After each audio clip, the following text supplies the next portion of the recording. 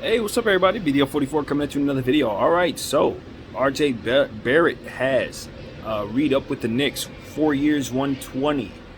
Uh, RJ Barrett is a heck of a player, man, and it was a big question mark in regards to what was going to happen with RJ Barrett because obviously the Knicks are in place to get another superstar, and of course his contract was one that could help match salary. But the thing is of course he was a free agent coming up, and wherever he was traded to would have to negotiate with him as well. So somebody was going to have to give him his money, and ultimately the New York Knicks will be the team that does it. RJ's a guy who can score the ball like crazy, and he's only getting better. He's turning into a really fluid offensive weapon, and he's going to be very difficult to stop going forward. His development, just like every other player, has been inconsistent here and there, but you already saw pops of greatness even early on. Now, what we saw last season was a little more consistency with his scoring. So he's a weapon, and I think he's going to be a heck of a weapon for the New York Knicks. Now, do I love that salary for them? I think so. I mean, not well for them, probably, because I think RJ Barrett's one of the pieces that I would keep.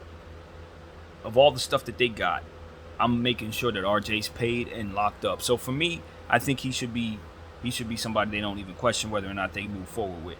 He should be a part of it. RJ and Brunson are basically locked up in max contracts. You're looking at Evan Fournier, whose contract is outstanding, very big.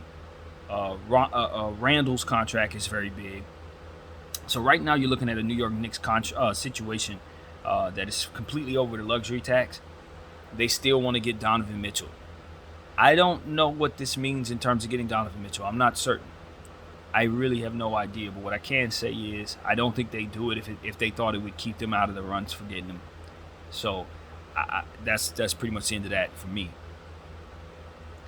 But this does make it so that it's more likely that either Julius Randle or Evan Fournier are the guys involved in the trade, if there's a trade to be made for Donovan Mitchell. So yeah, that's what we know. But this is a pretty interesting thing because the Knicks are cashing in on what they think is a core worth paying for, and I don't see it.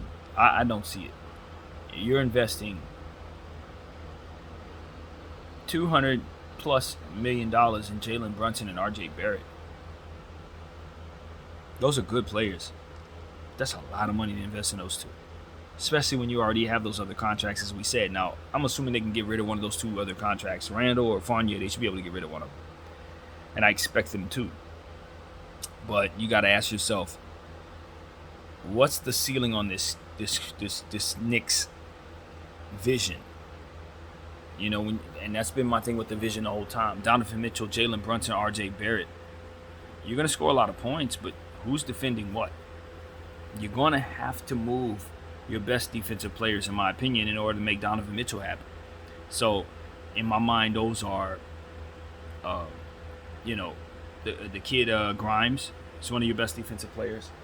Robinson, obviously, is somebody you consider as one of your best defensive players. And after that, I'd be lying if I said I knew who's playing D on that team. I don't know. I legitimately look at most of those players quickly. I look at, obviously, gosh, my mind's going blank, but Toppin, those guys are offensive guys. Those aren't defensive players. So, I just don't think the Knicks are going to be who they want to be for what it is they're paying for. But I don't think RJ Barrett should have been the player they let go of. I don't think that.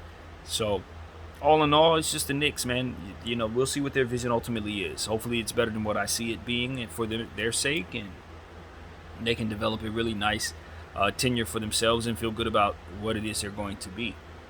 But if you ask me, it's just going to be difficult, man, to win a championship in this field with that vision. They're just better teams out there. Simple as that. But for a building block for a New York franchise that's trying to get off the ground, trying to finally get some real playoff years under their belt, maybe they can get a couple good playoff years in a row. You know what I mean? Maybe that can propel them in the right direction and give them the type of cachet that they believe themselves to deserve as a New York team. So that is my take on it, man. We'll see what they do. My name is BDL44. I thank you all for watching.